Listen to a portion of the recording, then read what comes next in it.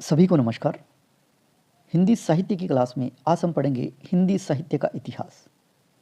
BA प्रथम वर्ष में जो प्रथम सेमेस्टर है उसका जो पूरा पाठ्यक्रम है उसको हम यूट्यूब के माध्यम से करवाएंगे। तो आज हम प्रथम वर्ष का जो सेमेस्टर प्रथम है उसमें जो पाठ्यक्रम लगा हुआ है उसकी पहली इकाई का पहला चैप्टर जो है हिंदी साहित्य का इतिहास, वहाँ से शुरुआत करते हैं और इसमें पढ़ेंगे हम हिंदी साहित्य का जो इतिहास लिखा गया वो किस विद्वान के द्वारा लिखा गया और उनके द्वारा लिखे गए ग्रंथ कौन से हैं। तो शुरुआत करते हैं हिंदी साहित्य का इतिहास। हिंदी साहित्य का इतिहास जानने से पहले हम जो इतिहास शब्द है, इतिहास शब्द उसकी व्युत्पत्ति कैसे हुई उसको जानने का प्रयास करेंगे। इतिहास शब्द है उसकी व्युत्पत्ति इति प्लस है प्लस अस के योग से बना है। अर्थात हम कह सकते हैं इति का अर्थ हुआ समाप्त होना और है का अर्थ है निश्चित और अस का अर्थ होता है होना। अर्थात हम कह सकते हैं जो निश्चित समाप्त हो चुका है वो क्या है, इतिहास है। यानी जो बीत चुका है वो क्या है, इतिहास है। जो अतीत है वो क्या है, इतिहास है।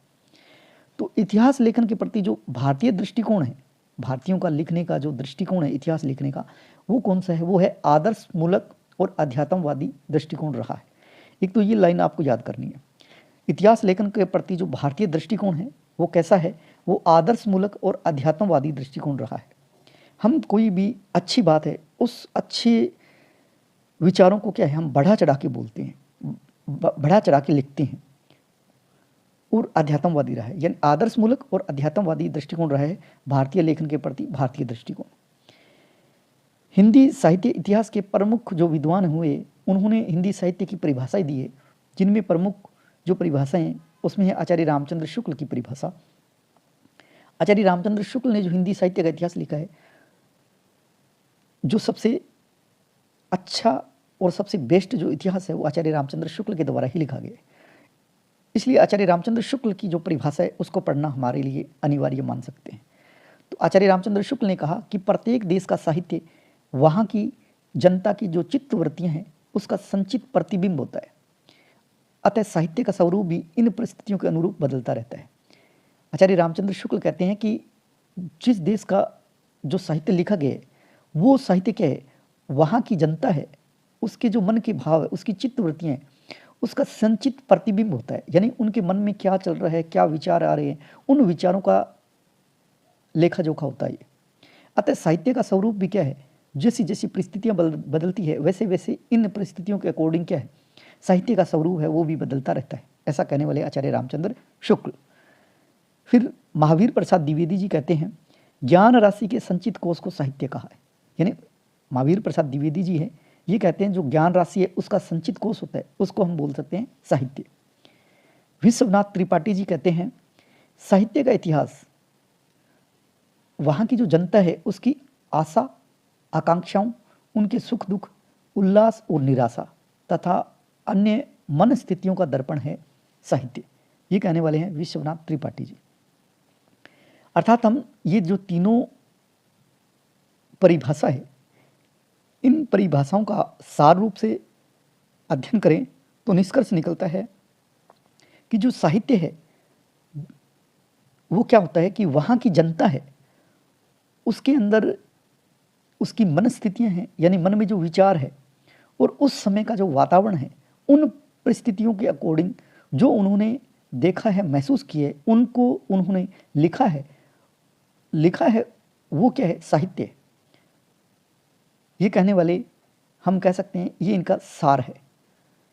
अब देखिए हिंदी साहित्य इतिहास लेखन की परंपरा, यहाँ से आपको एक एक जो पुस्तक लिखी है, एक एक ग्रंथ है उसको याद करना है। हिंदी साहित्य इतिहास लेखन की परंपरा, जो हिंदी साहित्य का इतिहास लिखा गया है वो किनके द्वारा लिखा गया है, तो शुरुआत देखिए गारसा द तासी, ये एक व्यक्ति है, ये है फ्रांस के। हिंदी साहित्य इतिहास लिखने का सर्वप्रथम प्रयास करने वाले व्यक्ति का नाम है गारसा द तासी। इन्होंने सबसे पहले हिंदी साहित्य का इतिहास लिखा। आप ये मानिए कि हिंदी साहित्य का इतिहास पहली बार पढ़ रहे हैं तो बड़े प्रेम से पढ़िए और इसको कंठस्थ करना है। इसको 2-3 बार इस वीडियो को देखोगे तो आपको ये सारे ग्रंथ और जो लेखक है उनको याद भी करना होगा तो सारे के सारे याद करने के लिए हम एक बार देखें, 2 बार देखें, 3 बार देखो तो बिल्कुल आपको कंठस्थ हो जाएंगे। तो देखिए गारसा द तासी, नाम देखिए क्योंकि ये फ्रांस का व्यक्ति है तो नाम भी ऐसा ही होगा। हिंदी साहित्य का इतिहास लिखने का सबसे पहले प्रयोग यानी सर्वप्रथम प्रयास जो किया गया है वो गारसा द तासी द्वारा किया गया है। ये कहाँ की है? फ्रांस की है। फ्रांस में एक जगह है पेरिस, वहाँ की है। इन्होंने पुस्तक लिखी हिंदी साहित्य के इतिहास की, उसका नाम है इस्तवार दे ला लिटरेचर हिंदुस्तानी, जो कि 1839 ईस्वी में लिखी गई। 1839 ईस्वी में लिखी गई। पुस्तक का नाम क्या है? इस्तवार दे ला लिटरेचर हिंदुस्तानी। किसके द्वारा लिखी गई? गारसा द तासी के द्वारा। गारसा द तासी फ्रांस के है और उनकी भाषा कौन सी होगी? फिर फ्रेंच होगी, क्योंकि ये फ्रांस के है। उनकी भाषा क्या है? फ्रेंच है, यानी फ्रेंच भाषा में लिखा गया ये ग्रंथ है और इस ग्रंथ का नाम है इस्तवार दे ला लिटरेचर हिंदुस्तानी। इस ग्रंथ के भाग कितने हैं? भाग है 5 और संस्करण है 2। भाग 5 है, यानी 5 भागों में लिखा गया है और संस्करण है इसके 2। इसमें इन्होंने जो कुल कवि माने हैं वो कवि है 738। इसमें 738 कवियों का उल्लेख है और इसमें से सिर्फ हिंदी के 72 कवि हुए, यानी हिंदी के सिर्फ कितने हैं? 72 कवि है। और इनका जो लेखन पद्धति यानी लिखने का तरीका है वो वर्णानुक्रम है। वर्णानुक्रम मतलब जिसका नाम कै है, कैसे है, खे से, गै से, घै से, तो कै वाला कोई भी कवि है उसको उन्होंने पहले लिखा है। जैसे मान लो कबीर है या कैसे और भी हो सकते हैं, तो कै वाले जितने भी कवि हैं उनको पहले लिए, फिर खे वालों को, फिर गै वालों को, फिर घै वालों को। इस तरह से वर्णक्रम है उसके अनुसार उन्होंने लिखा है। तो उन्होंने पहला जो कवि माना है वो माना है अंगद को। इन्होंने पहला कवि माना है अंगद को और अंतिम कवि माना है हेमंत को। गारसा द तासी ये क्या है? उर्दू समर्थक लेखक है, यानी ये उर्दू के समर्थक लेखक थे। जैसे इन्होंने कुल कवि माने ना 738, उसमें हिंदी का तो केवल 72 कवि हुए, उसमें से 738 है तो बहुत सारे कवि क्या है? उर्दू के। इसलिए इन्होंने हिंदी को क्या है? भद्दी बोली कहा। देखिए इन्होंने हिंदी को क्या कहा? भद्दी बोली कहा। किसने? गारसा द तासी ने। रिपीट करता हूं उसको दोबारा। गारसा द तासी एक व्यक्ति है, इन्होंने हिंदी साहित्य का इतिहास लिखने का सबसे पहली बार प्रयोग किया, यानी पहला प्रयास है वो किसके द्वारा किया गया? गारसा द तासी के द्वारा। ये कहाँ के? फ्रांस की है। भाषा कैसी है इनकी? फ्रेंच है, क्योंकि ये फ्रांस की है तो भाषा कैसी होगी? फ्रेंच होगी। और पुस्तक का नाम क्या है? इस्तवार द ला लिटरेचर हिंदुस्तानी, जो कि 1839 में लिखी गई पुस्तक है। भाषा है फ्रेंच। इस पुस्तक के भाग है 5, संस्करण है 2। कुल कवि उन्होंने लिए हैं 738, जिसमें से हिंदी के मात्र 72 कवि हुए। पहला कवि इन्होंने माना अंगद को और अंतिम कवि माना हेमंत को। इनका जो लेखन पद्धति है यानी लिखने का तरीका है वो वर्णानुक्रम है। गारसा द तासी हिंदी लेखक है ना, उनके समर्थक नहीं थे बल्कि उर्दू समर्थक थे। उर्दू समर्थक थे इसलिए इन्होंने हिंदी को क्या कहा? भद्दी बोली कहा। अब जो ये ग्रंथ लिखा गया इसमें कमियां क्या रह गई थी? तो देखिए इनकी कमियां क्या थी। इन्होंने काल विभाजन नहीं किया, यानी जो भी कवि आई ये किस काल के थे ऐसा कुछ भी नहीं है इनके लिखने में। इन्होंने नामकरण नहीं दिया किसी काल का भी, जैसे कै नाम से है फिर खे नाम से है तो उन्होंने सीधा नामकरण लिखा है। फिर उन्होंने कवियों और लेखकों का वर्णन जो किए है वो वर्णानुक्रम पद्धति से किए। मैंने कहा ना कैसे नाम से पहले, फिर खे नाम से, फिर गे नाम से, तो ये वर्णक्रम है ना उसी पद्धति से उन्होंने लिखा। उस समय की तत्कालीन जो युगीन परिस्थितियां हैं उसका वर्णन इनमें नहीं है। हिंदी साहित्य इतिहास लिखा गया लेकिन इसमें हिंदी के केवल 72 कवियों का उल्लेख है, क्योंकि देखिए इनमें हिंदी के सिर्फ 72 कवि थे। वैसे 738 कवि थे लेकिन इन्होंने हिंदी के मात्र 72 कवियों का उल्लेख किया है।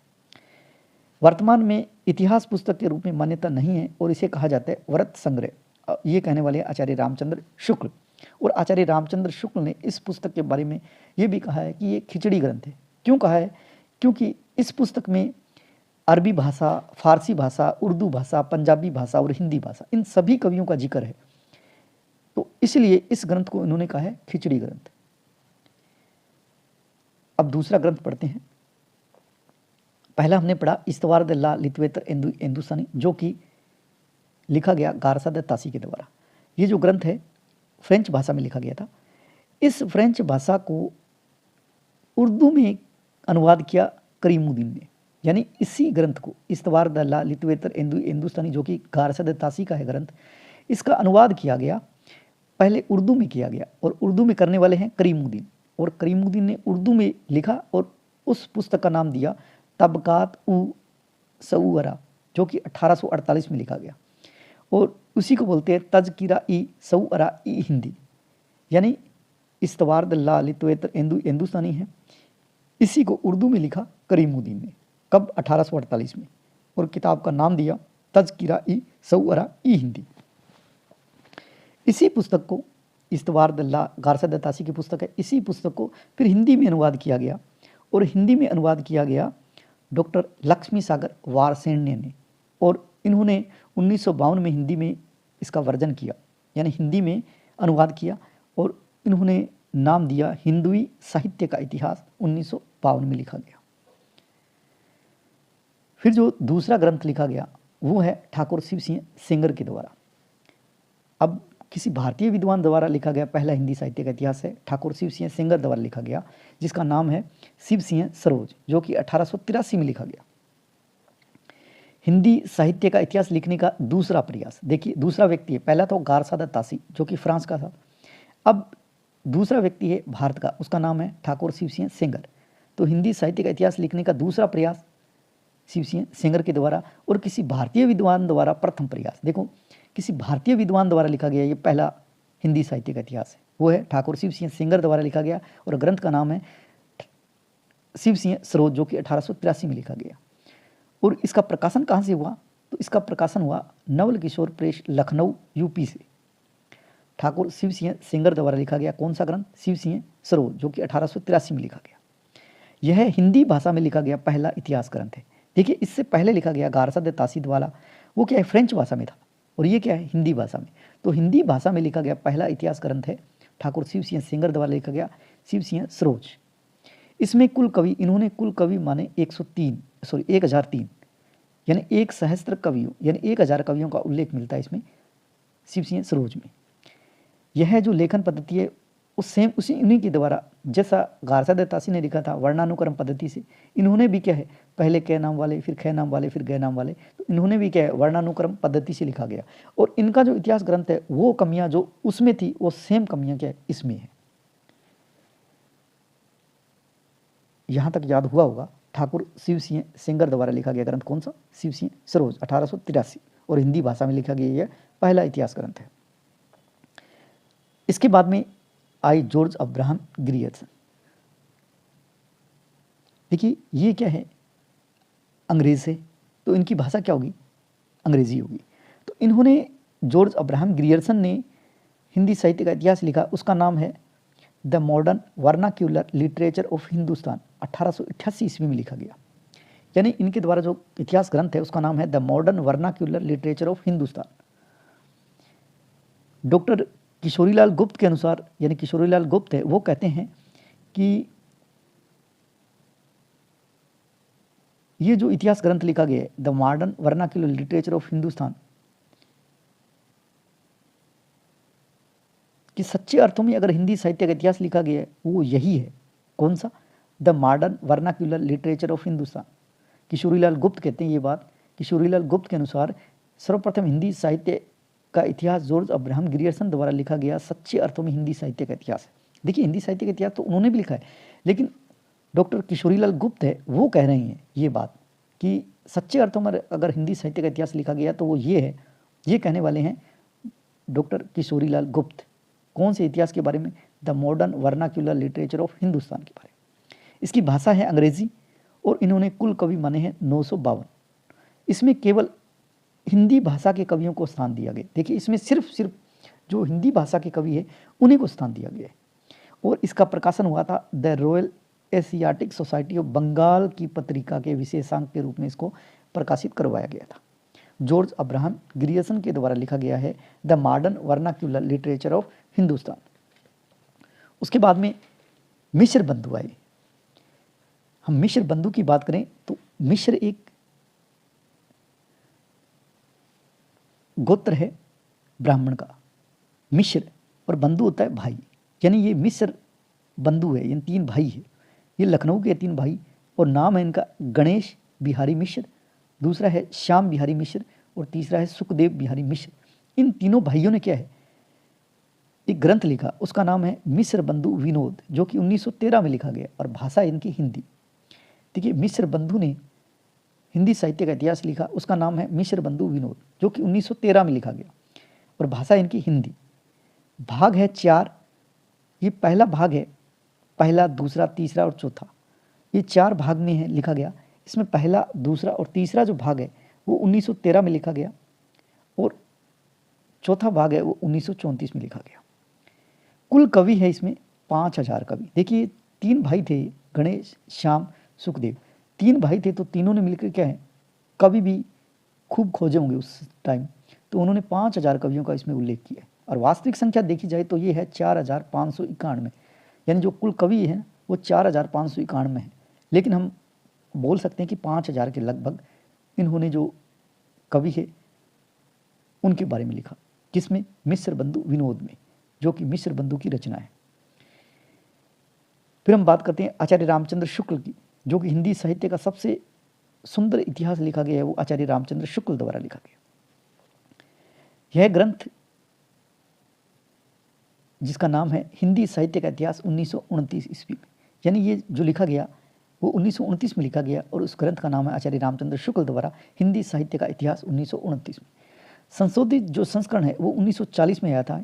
यह इतिहास ग्रंथ मूलतः नागरी प्रचारणी सभा काशी द्वारा प्रकाशित हुआ था। हिंदी शब्द सागर की भूमिका है उसके अंदर, और इसका नाम था हिंदी, यहाँ लिखना है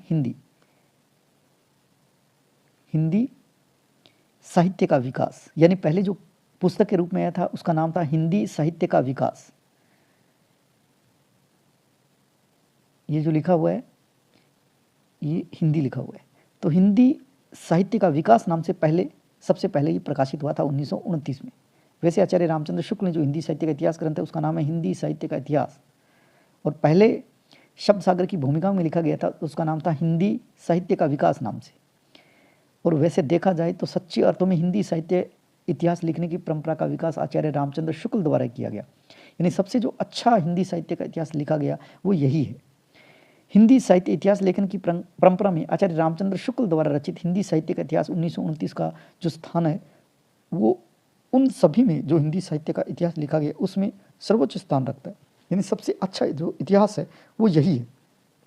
देखिए एक बार आचार्य किशोरीलाल गुप्त ने कहा था हिंदी साहित्य का इतिहास सबसे अच्छा कौन सा है, तो वो उन्होंने कहा था, लेकिन ये समग्र रूप से देखा जाए तो सबसे बेस्ट इतिहास यही है। कुल कवि इन्होंने माने 1000 कवि, और यह इतिहासकरण विधेयवादी पद्धति से लिखा गया है।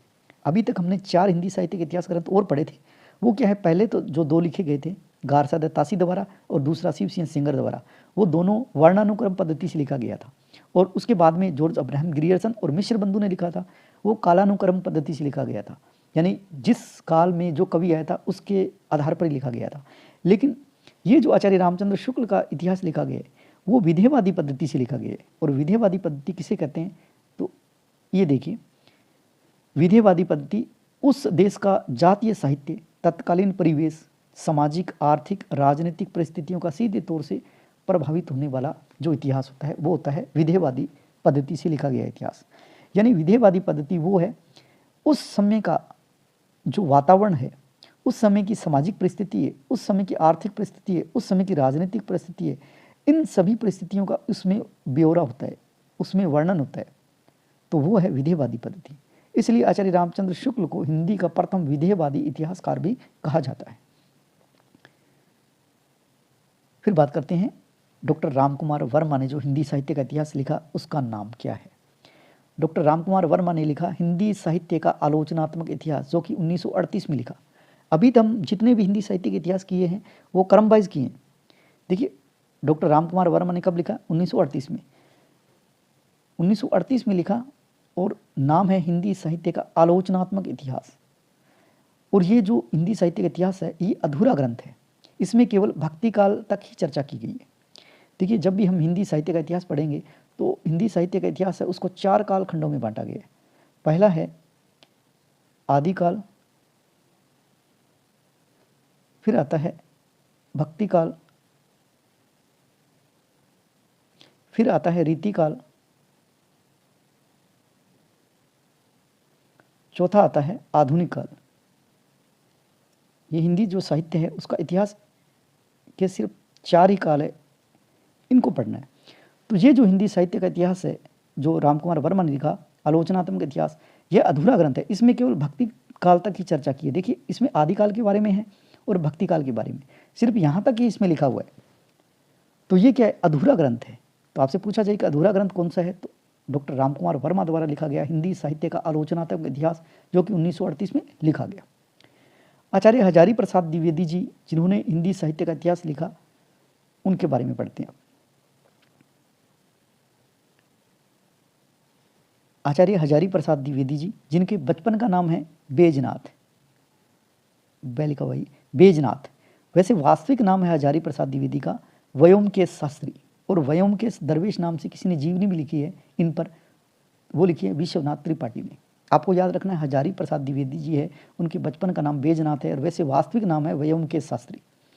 और इन्होंने हिंदी साहित्य का इतिहास लिखा, वो 3 पुस्तकें हैं, 3 ग्रंथ लिखे हैं। पहला है हिंदी साहित्य की भूमिका, 1940 में लिखा, हिंदी साहित्य की भूमिका। दूसरा लिखा हिंदी साहित्य का उद्भव और विकास, जो कि 1952 में लिखा। ये आपको जो ग्रंथ हैं उनको याद करना है। हिंदी साहित्य की भूमिका 1940, हिंदी साहित्य का उद्भव और विकास 1952, और तीसरा है हिंदी साहित्य का आदिकाल, जो कि 1953 में लिखा गया। ये तीनों जो इतिहास ग्रंथ है वो तीनों के तीनों किसके हैं, हजारी प्रसाद द्विवेदी जी के। उसके बाद में डॉक्टर गणपति चंद्र गुप्त, इन्होंने हिंदी साहित्य का इतिहास लिखा, उसका नाम है हिंदी साहित्य का वैज्ञानिक इतिहास। कब लिखा गया, 1965 में। गणपति चंद्र गुप्त है, उन्होंने लिखा वैज्ञानिक इतिहास 1965 ईस्वी में। उसके बाद में डॉक्टर नगेंद्र ने लिखा हिंदी साहित्य का वृहत इतिहास, इसमें वह है वृहत इतिहास, और ये 1973 में लिखा, और इसके भाग है 10। और इसी नाम से हिंदी साहित्य का वृहत इतिहास नाम से काशी नागरिक प्रचारणी सभा ने भी लिखा हुआ है, इसी नाम से। नगेंद्र का भी इसी नाम से है, यानी एक नाम से कईयों के इतिहास ग्रंथ हो सकते, जैसे हिंदी साहित्य का इतिहास है, हमने पढ़ा हिंदी साहित्य का इतिहास 1929 में आचार्य रामचंद्र शुक्ल द्वारा लिखा गया। इसके अलावा भी हो सकते हैं। हिंदी साहित्य के अन्य प्रमुख ग्रंथ देखिए, जिनमें हिंदी साहित्य का अतीत इस नाम से लिखा विश्वनाथ प्रसाद मिश्र ने, हिंदी साहित्य का अतीत विश्वनाथ प्रसाद मिश्र ने लिखा।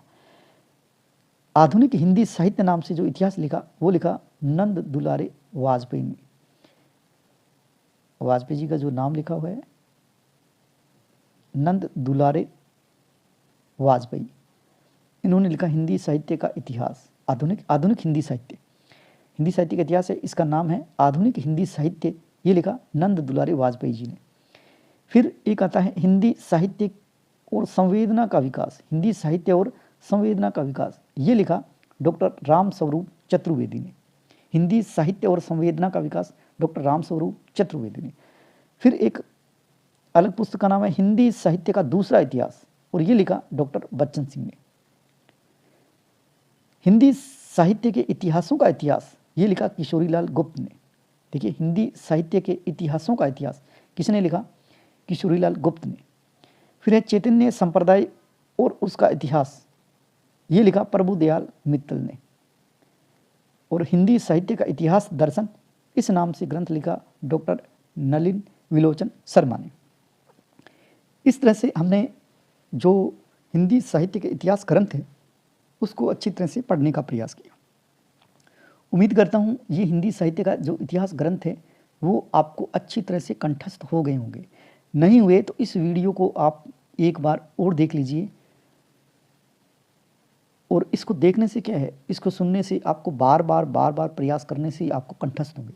क्योंकि देखिए इसमें जो नाम आ रहे हैं वो पहली बात तो पहला आया फ्रेंच विद्वान का नाम, फ्रांस का व्यक्ति है गारसा दे तासी। अब इसको याद करने के लिए इन्होंने अपनी फ्रेंच भाषा में लिखा है, तो इस्तवार दिल्ला लितवेतर हिंदुस्तानी। तो इस तरह के जो शब्द है वो हमें बार बार रिपीट करने से, बार बार करेंगे तो इसको कंठस्थ कर पाएंगे। इसलिए इस वीडियो को एक बार नहीं 2 बार 3 बार देख लीजिए, आपको अच्छी तरह से याद हो जाएगा। उम्मीद करता हूँ ये वीडियो आपको अच्छा लगेगा। अगर ये वीडियो आपको अच्छा लगे लाइक कीजिए, और हमारा जो चैनल है उसे सब्सक्राइब जरूर करें। और पहली बार अगर देख रहे हैं तो बिल्कुल आपको सब्सक्राइब करना ही पड़ेगा, क्योंकि आगे वाले जो वीडियो है वो आपको मिल जाएंगे। नेक्स्ट वीडियो में नेक्स्ट क्लास लेके अलग टॉपिक के साथ फिर मिलते हैं। तब तक के लिए स्वस्थ रहें, मस्त रहें। जय हिंद, जय भारत।